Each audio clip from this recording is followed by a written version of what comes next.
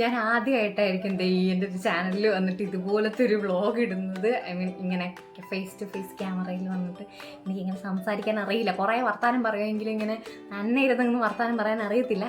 പിന്നെ അങ്ങ് ചെയ്യുന്നതേ ഉള്ളൂ. പുറത്ത് കുറച്ച് നോയ്സൊക്കെ ഉണ്ട്. അവിടെ ചേട്ടന്മാരും ചേച്ചിമാരൊക്കെ വർത്താനം പറയുന്നുണ്ട്, കുറച്ച് നിമിഷമൊക്കെ വർത്താനം പറയുന്നുണ്ട്. അതിൻ്റെ ചെറിയൊരു ഡിസ്ട്രാക്ഷൻസും കാര്യങ്ങളൊക്കെ ഉണ്ടാവും. ആക്ച്വലി ഫുള്ളി ത്രിൽഡായിട്ട് വന്നിരുന്നിട്ടാണ് ഞാൻ ഈ ഒരു വീഡിയോ ചെയ്യുന്നത്. ബിക്കോസ് ഞാൻ ദേവദൂതൻ ഇന്നലെ പോയി കണ്ടു. എൻ്റെ മോനെ എന്താ പറയുക, അതായത് ഒരുപാട് എന്താ പറയുക, എനിക്ക് ഏറ്റവും മിസ്സായിട്ടുള്ള ഒരു തിയേറ്റർ എക്സ്പീരിയൻസ് ആയിരുന്നു അത് തോന്നുന്നു ഇപ്പോൾ ഇത് കണ്ടു കഴിഞ്ഞപ്പോൾ. അത് മാത്രമല്ല എന്ത് രസമായിട്ടാണ് അതിൻ്റെ സൗണ്ട് ചെയ്തു വെച്ചിരിക്കുന്നത്. അല്ലെങ്കിൽ അത് എന്താ പറയുക 4K റെസൊല്യൂഷനിലേക്ക് അത് മാറ്റി കഴിഞ്ഞപ്പോഴത്തേക്ക് ആ ഒരു ചിത്രത്തിൻ്റെ ആ ഒരു സാധനമേ അങ്ങോട്ട് മാറി വേറെ റേഞ്ച് ആയിപ്പോയി. ലാലേട്ടനൊക്കെ ഉണ്ടല്ലോ, ഇത് ഇങ്ങനെ നോക്കിക്കൊണ്ടിരിക്കുകയാണ് സത്യം പറഞ്ഞാൽ എനിക്ക് തോന്നിയത്. ഞാൻ എന്തോരം നേരം ഇങ്ങനെ നോക്കിക്കൊണ്ടിരുന്നതെന്ന് എനിക്കറിയില്ല. ആ ഒരു സിനിമ ഭയങ്കര ഒരു എനിക്ക് ഇത് ഇപ്പം കണ്ടു കഴിഞ്ഞപ്പോൾ, അതായത് ഇത്രയും നാളെ ടി വിയിൽ കാണുമ്പോൾ ഞാൻ അതിന് വലിയൊരു ഭാഷയൊന്നും കൊടുത്തിട്ടുണ്ടായിരുന്നില്ല. ഐ മീൻ അതിനൊരു വലിയ ബാക്ക് സ്റ്റോറി അല്ലെങ്കിൽ ഭയങ്കര ഒരു ലാംഗ്വേജ് ഒന്നും കൊടുക്കാനായിട്ട് ഇതുവരെ തോന്നിയില്ല. പക്ഷേ ഇന്നലെ ഞാനിത് തിയേറ്ററിൽ കണ്ടു കഴിഞ്ഞപ്പോൾ ഉണ്ടല്ലോ, ആക്ച്വലി 2 മാനിയാസ് ഉള്ള ആൾക്കാരുടെ ഒരു വലിയൊരു സ്റ്റോറി. അതായത് ഒരാളെന്ന് പറയുന്നത് പ്രണയം എന്ന് പറയുന്ന ആ ഒരു സംഭവത്തിൽ അങ്ങോട്ട് അഡിക്റ്റായിട്ട് അതിൽ മാനിയായിട്ട് പോയിട്ടുള്ള ഒരാൾ.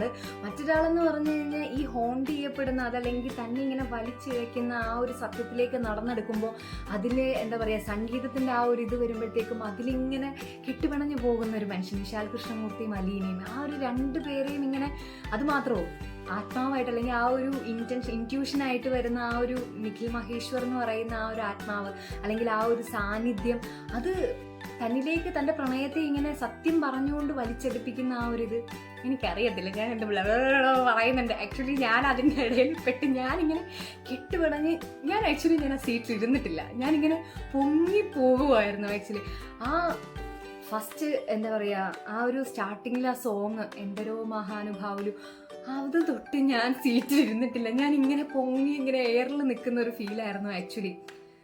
വിദ്യാജി എൻ്റെ അമ്മോ ഒന്നും പറയാനില്ല. ഇത്രയും ഒരു മാസ്റ്റർ പീസൊക്കെ പുള്ളി ചെയ്തു വെച്ചിട്ടുള്ളത് ഞാൻ ഇത്രയും എനിക്ക് തോന്നുന്നത് അത്രയും നല്ലൊരു തിയേറ്റർ എക്സ്പീരിയൻസ് കിട്ടിയത് കൊണ്ടാണ്. പിന്നെ ഒരു കാര്യം, വളരെ നന്നായിട്ട്, അതായത് ടി വിയിലൊക്കെ കണ്ടതിൽ നിന്നും വ്യത്യസ്തമായി വളരെ നന്നായി അരിഞ്ഞാണ് ആ സിനിമ നമ്മുടെ മുമ്പിലേക്ക് എത്തിച്ചിട്ടുള്ളത് റീമാസ്റ്റർ ചെയ്തിട്ട്. അതിനൊന്നും പറയാനില്ല, ഒരു തരത്തിലുള്ള ലാഗും ഹാറ്റ്സ് ഓഫ് എന്നേ പറയാൻ പറ്റില്ല. കാരണം ആ സിനിമയുടെ കോർ എന്താണോ ആ കോറിൽ ഇങ്ങനെ നമ്മളെ ആദ്യ അവസാനം വരെ പിടിച്ചിരുത്തുക എന്ന് പറഞ്ഞില്ലേ, ദാറ്റ്സ് ഇറ്റ്. വേറെ ഒന്നും അതിനെപ്പറ്റി പറയാനില്ല. അത് കഴിഞ്ഞിട്ട് ഇതെല്ലാം കഴിഞ്ഞപ്പോഴാണ് ഞാൻ അറിയുന്നത് ഇന്നതേ നമ്മുടെ വിദ്യാജിയുടെ, ഞാൻ ആക്ച്വലി അറിഞ്ഞത് വിദ്യാജി നയിക്കുന്ന ഒരു കോൺസേർട്ട് നമ്മുടെ വനിതാ വിനിതയിൽ, എടപ്പള്ളി വനിതാ വിനിതയിൽ നടക്കുന്നുണ്ടെന്നുള്ളതായിരുന്നു. ഞാൻ അവിടെ ചെന്ന് കഴിഞ്ഞപ്പോഴാണ് അറിയുന്നത് അദ്ദേഹത്തിന് ട്രിബ്യൂട്ട് എന്നുള്ള രീതിയിൽ കോഴിക്കോട് നിന്നുള്ള ഒരു അസോസിയേഷൻ, ഒരു മ്യൂസീഷ്യൻസിന്റെ അസോസിയേഷൻ വന്നിട്ടാണ് അവർ ആ പ്രോഗ്രാം ചെയ്തിട്ടുള്ളത്. എൻ്റെ മോനെ, അത് അവരുടെ മുമ്പിലാണ്, വിദ്യാജിയുടെ മുമ്പിലാണ് അത് ചെയ്യുന്നത്. വിദ്യാജിയുണ്ട്, സിബിമലയിൽ സാറുണ്ട്, വിനീത് കുമാർ ഉണ്ട്, ഇവരൊക്കെ ഉണ്ട്. ഇവരുടെ മുമ്പിലാണ് ഇത് അവതരിപ്പിക്കുന്നത്.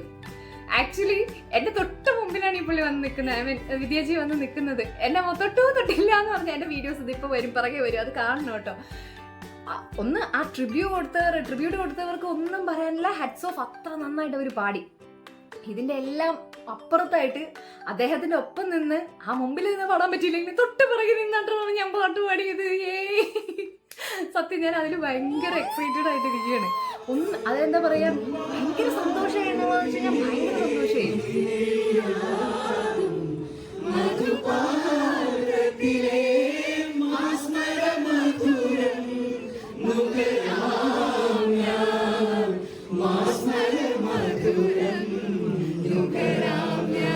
അതിനിടയിൽ വേറൊരു സംഭവം കൂടി ഉണ്ടായി. വിദ്യാജിയോട് പാട്ട് പാടാനായിട്ട് എല്ലാവരും കൂടി, ആ ക്രൗഡ്, അവിടെ ഉണ്ടായിരുന്ന എല്ലാ ക്രൗഡും ഒന്നിച്ച് അങ്ങോട്ട് പറഞ്ഞു കഴിഞ്ഞപ്പോൾ അദ്ദേഹം പാട്ട് പാടുന്ന എനിക്ക് ഹാർമോണിയം വേണമെന്നൊക്കെ പറഞ്ഞു. അത് കഴിഞ്ഞപ്പോൾ ആരാണ്ട് അവിടെ നിന്ന് വിളിച്ചു പറഞ്ഞു, എന്തായിരുന്നു, ധൂമചാല പാടാൻ വേണ്ടി പറഞ്ഞു.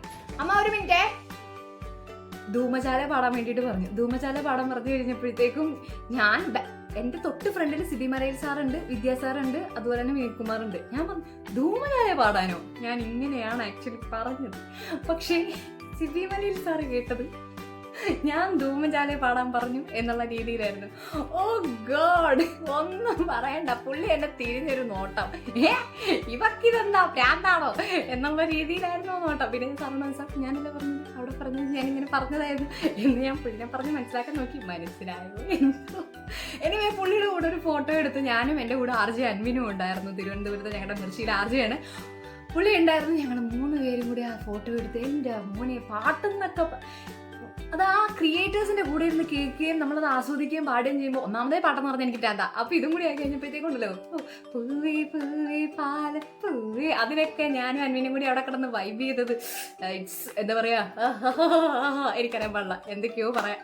എനിവേ അതുകൂടാണ്ട് ഞങ്ങൾ സിയാദ് സാറിനെ കണ്ടു, സിയാദ് കോക്കർ സാറ്. അദ്ദേഹത്തോടും സംസാരിച്ചു. അദ്ദേഹം വളരെ സന്തോഷത്തിലാണ്. കാരണം അന്ന് വെറും 2 ദിവസം, ഐ തിങ്ക് സോ 2 ദിവസം മാത്രം തിയേറ്ററിൽ കിടന്നിട്ട് പെട്ടെന്ന് എടുത്ത് കളയുമായിരുന്നു ചെയ്തത് ആ സിനിമേനെ.